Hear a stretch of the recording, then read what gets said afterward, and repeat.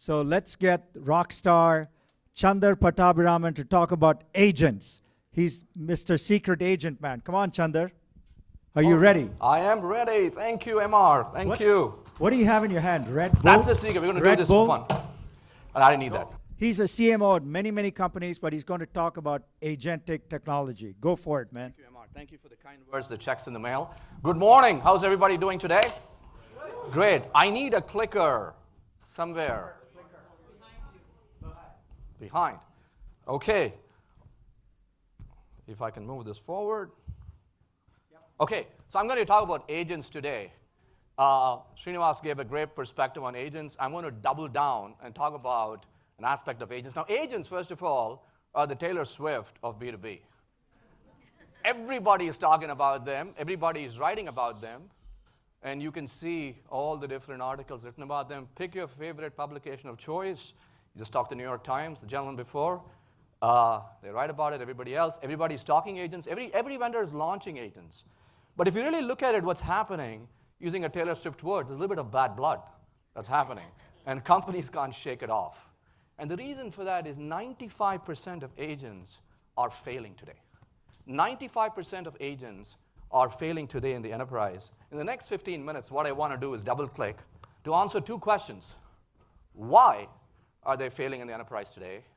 And two, how can we fix it, and what can we do to fix it? Those are two questions I want to answer in the next 15 minutes. So let's start. We've all talked about agents. Now, my exposure to agents, actually, I want to do a poll right now. There was this fancy new thing. They said I can do a poll instantly to figure out. Can I do that poll? Have you actually seen an AI agent in action in your enterprise? Can you hit yes or no, please? Srinivas, you're not allowed to answer that question. Okay, we're batting right down the middle, 50-50. Okay, 50% of you will agree with what I say, the other 50% may not. But that's great. It's good that 50% of us actually know this, and okay, maybe I'll just keep waiting. Waiting. Okay, it's trending the right way. Okay, so about 2/3 of us haven't seen an AI agent in action. So let's just kind of double click on what is an AI agent? What do we mean by that? There's so many definitions. You know, Srinivas used a definition of something that does action for us.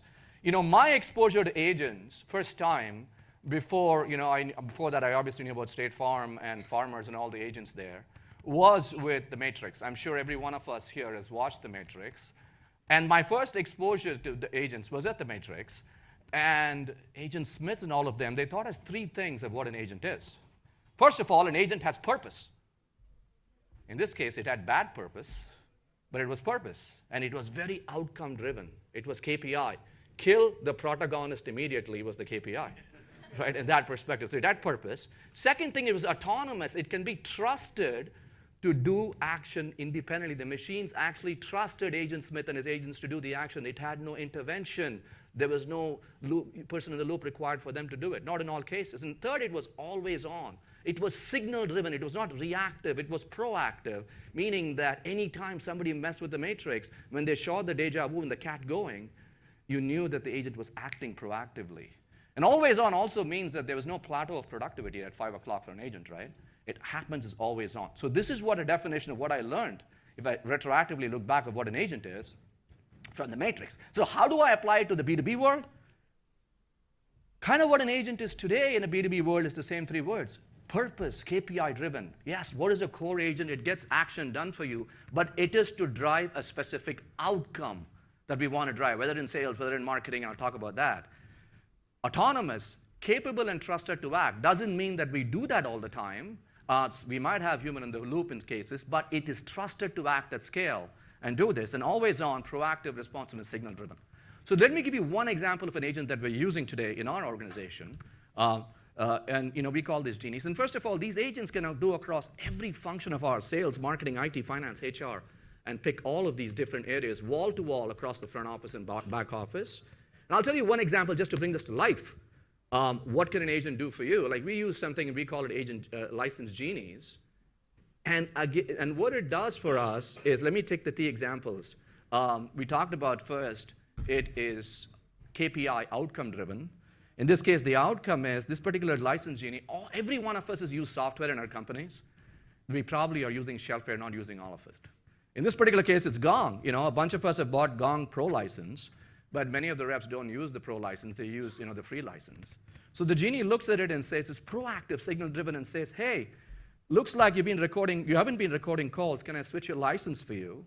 So that is the signal-driven. That's being proactive. And then it's action, in this case. It's KPI-driven to drive it and autonomous to do the action. So autonomous, signal-driven, and being, KPI-driven and do that. That is what a genie can actually, or in this case, an agent can do for you. And think of it across the functions, sales, marketing, HR, etc.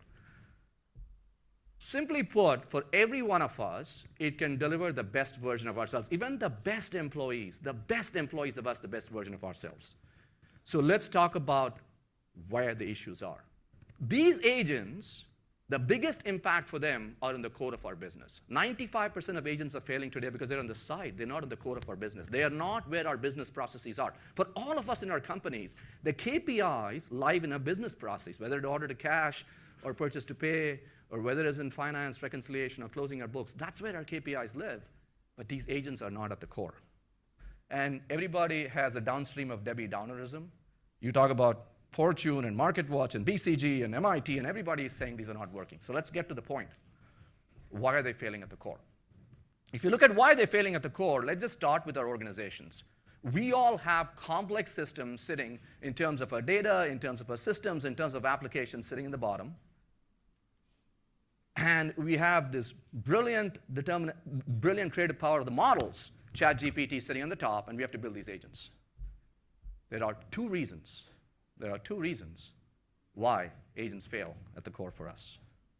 Number one, they lack enterprise context. And number two, agents lack our trust. So in the next 5 minutes, I'll double-click what we mean by lacking context and what do I mean by lacking trust.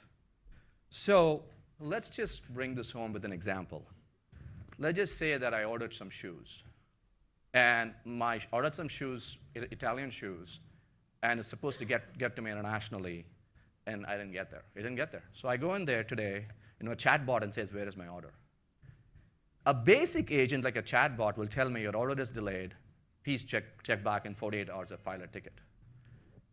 The basic agent that the chatbots don't have visibility at a business process level. They have some data visibility that's happening. They do not have it at a business process level.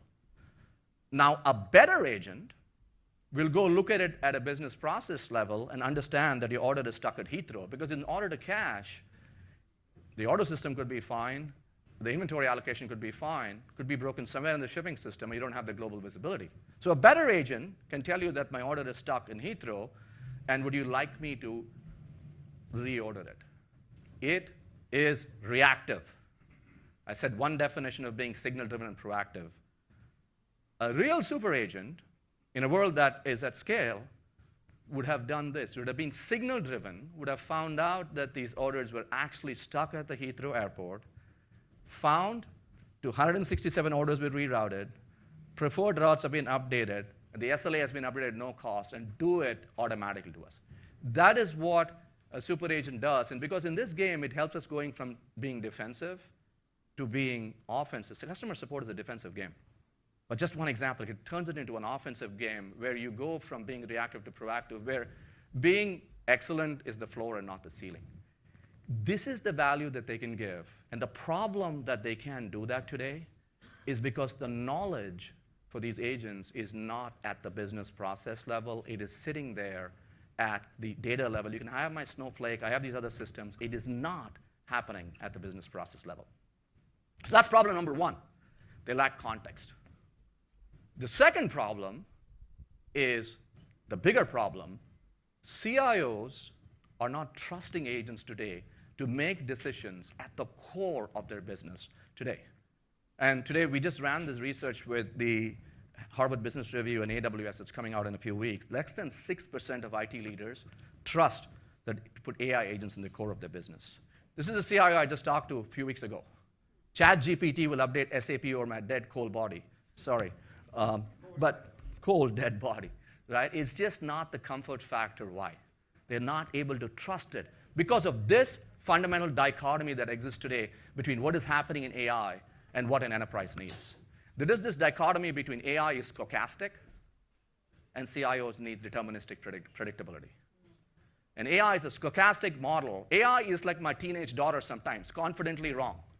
When I ask her, what is your grade? Every time it's an A, but I actually get the grade. Like, that is not an A. But confidently wrong, and every outcome is not deterministic, whereas every CIO in the Procter & Gamble's of the world need predictability in terms of what they do.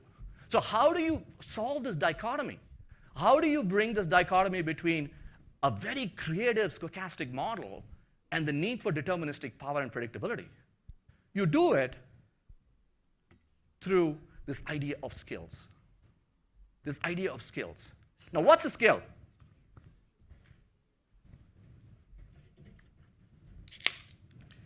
Cheers, right? This is a Blue Moon beer, okay? I learned this skill when I was 19 years old, maybe 20, whatever the age in India was.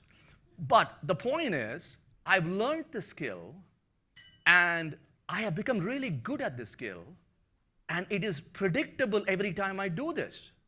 It's not that every time I know how to lift the glass, I know exactly what the angle is, I know what to put it in my mouth, I know how to taste it. And it's not that once in a blue moon I get it right. I get it right every time when I do this. So that is a human skill that doesn't have to be taught again and again and again to a model. It is something that I know for life, right? Thanks to what I did in college. Similarly, an enterprise skill is something when you have the predictive power and the creative power of AI to work in the enterprise, you have to feed it something that's deterministic, something that is a skill of how do I create orders, how do I create inventory, how do I do shipments, how do I do warehouse reconciling, how do I do three-way match, how do I close my books? All these things are deterministic skills that have been done for years by the consulting firms in the world, by middleware technologies and others, that you have to bring into these models for these models to then have the same predictable power in addition to all the creative power that they have. And so when you do that, there are thousands of creative skills that have been done over the years. And if technology can provide that level of deterministic things to these models, into these agents, the CIOs get their itches scratched that it is going from something that is, stochastic into something more deterministic where a company can say that I can actually trust it in the core of my business systems. So those are the two reasons. You have to find context at the process level, not at data level in your companies. Those of us who are in companies, go back and ask your CIOs that. And two is we have to make it deterministic rather than making it more stochastic to give these skills. And together, the one word I would use for it, is there has to be some level of orchestration that is happening below the layer of all these agents and these models that are being developed. That's the dirty work that needs to happen in organizations to provide this context and provide these skills for these things to come to the core of our businesses. So when MIT runs this study 2 years from now, hopefully 90% of agents are working in some way, shape, or form, the 95% not working, if you combine these areas of all the stochastic and the creative power of AI coupled with the deterministic power of what these orchestration can give you. Now, here's what happens, right? Everybody uses these words. When you got the great people, there's about $5 trillion sitting out there on the slide, or $10 trillion. People say, oh, we have orchestration, we can do context and skills. But what it really means is a little bit more sophisticated than that. Now, how do I make this point to land? You're going to probably remember my beer 2 months from now, nothing else what I said, maybe Taylor Swift and a beer. I'll give you one more point to make that point, why this is more complex. Always the great lessons in life are in the movies from the 80s. Let's go back to this movie from the 80s that makes the point why, when we talk about these contexts and skills, it's not as easy as what we think it is. They think it's all about connectivity and API. Let me just show you this. Can you play the video, please?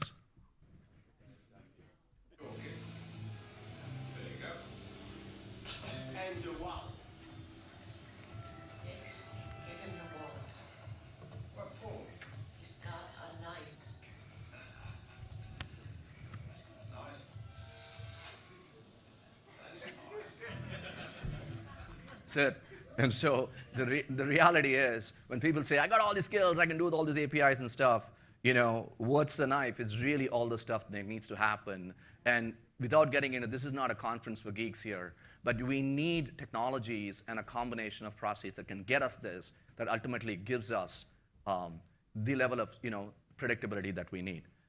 And so that's really it, folks. What I want to say, kind of end with, is that the formula is for success for agents at the core of the business is the combination of this great creative power of these models combined with the deterministic power of this orchestration, which is the context and scales. When you combine that, there's a great chance it'll happen. And as Taylor Swift always does, today we have heartaches with 95% not working. We can turn heartaches into hits like Taylor Swift. Thank you. Thank you